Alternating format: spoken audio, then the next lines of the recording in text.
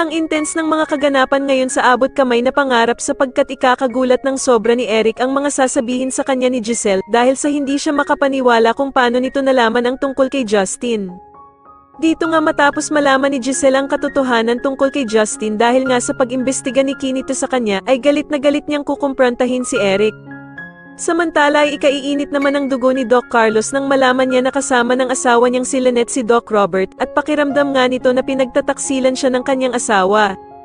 Ngunit kahit anong paliwanag naman ni Lynette kay Doc Carlos ay hindi siya pakikinggan ng kanyang asawa at mahahagisan pa nga siya nito ng baso na mag-iiwan sa kanya ng mga bubog. Kaya naman ay gulat na gulat si Lynette sa ginawa sa kanya ni Doc Carlos at dito nga ay puro dugo ang braso nito dahil sa mga bubog na tumama sa kanya. Sa kabilang banda naman ay muling babalik nga ang feelings nitong si Doc Robert kay Lynette dahil nga sa pagyakap nito sa kanya nang makaramdam nga ito ng sobrang takot. Pagsasabihan naman ni Doc Ray itong si Doc Robert na dapat na daw niyang tigilan itong si Lynette dahil nga sa may asawa na itong tao kaya naman ay dapat niya nang ipaubaya ito sa asawa niyang si Doc Carlos. Pero sasabihin ni Doc Robert na naiinis lamang siya kay Doc Carlos dahil sa pinababayaan daw nito si Lynette na umalis kung saan-saan imbis na magpahinga na lamang ito.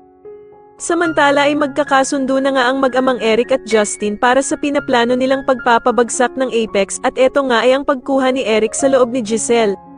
Dito nga ay plano nila na palaging magwawala si Justin at aawayin nito ang kanyang inang si Giselle at ipagtatanggol naman siya ni Eric laban sa anak niyang si Justin.